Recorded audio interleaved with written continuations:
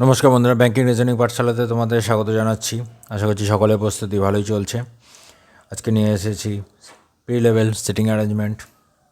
চলো শুরু করা যাক আজকের শেখার যাত্রা।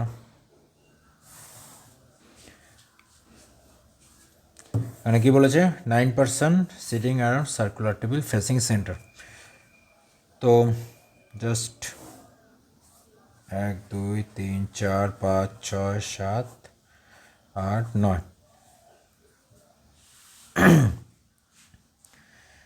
আচ্ছা, only 2 persons sit between W and S, either from left or right. ওকে, তো কোনো রকম ইকুয়েশন না লেখার চেষ্টা করি। ফার্স্টে ডব্লিউ আর এস এর মধ্যে 2 পিপল, ডব্লিউ আর এস দুটো প্রজেকশন নিয়ে নিলাম। R sit second to left of W and মানে R is not an immediate neighbour of S, আর এসের ইমিডিয়েট নেবার না। তার মানে এই ইকুয়েশনটা ভুল হয়ে গেল, এই ইকুয়েশন হবে না, এটাই লিখে নিই। বাই চান্স আবার একটা প্রজেকশন যদি নিতে হয়,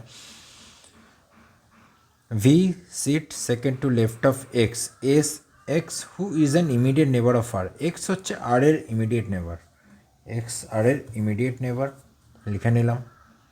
কী বলছে, V is second to, V তার মানে এখানে বসছে, এক্স এখানে বসছে, সেকেন্ড এখানে, হু ইজ অ্যান, আচ্ছা, only 3 person sit between Q আর P, either from left, Q আর পির মধ্যে 3 জন লিখে নিই। The number of person sitting between Q আর টি, কিউ আর T when counted from right of t is one more than number of persons sitting between p and u when counted from right of u. ঠিক আছে, 1 2 3, ওকে। Q আর পির মধ্যে 3 জন, কিউকে যদি এখানে বসাই, পিকে এখানে বসাতে পারবো, আর কোথাও কি বসাতে পারবো?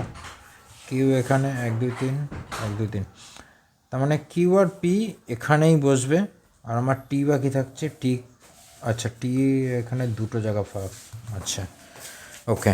কিউ আর পি বসাতে হবে, তারপর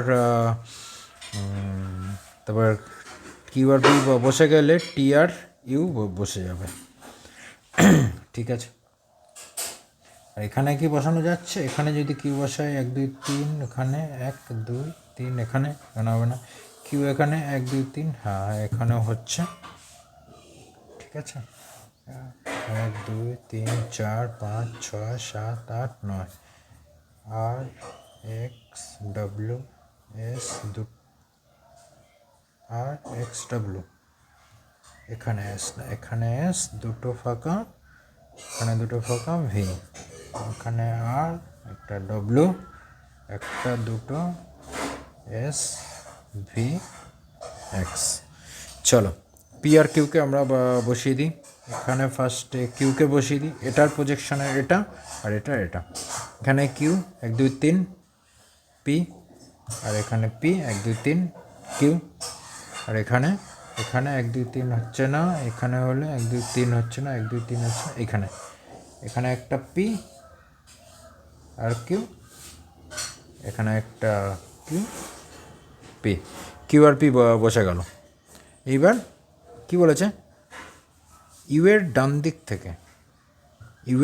থেকে পি পর্যন্ত, আমরা এটা থেকে শুরু করি। ইউ এর ডান দিক থেকে পি পর্যন্ত যত বসবে, ইউ এর ডান দিক মানে 1 2 3 4 5 6 7 8 জন বসেছে।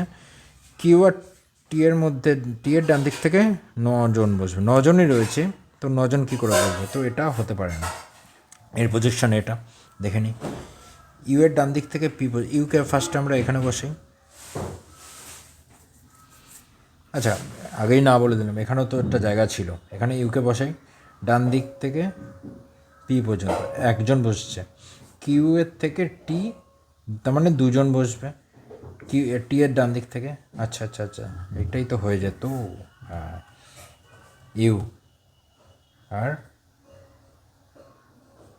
টি, ইউ এর ডান দিক থেকে পি পর্যন্ত, ইউ এর ডান দিক থেকে পি পর্যন্ত একজন, তাহলে টি এর ডান দিক থেকে কিউ পর্যন্ত দুজন, টি এর ডান দিক থেকে এই পর্যন্ত দুজন।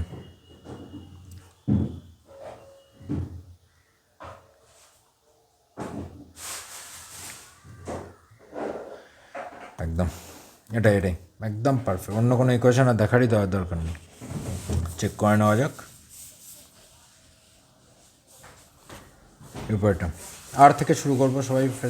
আর আর আর আর এর পাশে ইউ, ইউ এর পাশে ডব্লু, ডব্লুর পাশে পি, টি, এস, ভি, কিউ, এক্স। একদম পারফেক্ট। এইভাবেই সলভ করতে হবে। কোনো ইকুয়েশন সেরকম লেখার দরকার নেই, লিনিয়ার হিসেবে এরপরে এটা, এর আগে এটা ধরে আচ্ছা এইটুকু ইকুয়েশন লিখতেই হলো, না লিখলে হলো না। এইভাবেই পরীক্ষা সলভ করা যাবে। ঠিক আছে, ভিডিওটি দেখার জন্য ধন্যবাদ। নিয়মিত পড়াশোনা চালিয়ে যাও। নেক্সট ক্লাসে আবার দেখা হবে।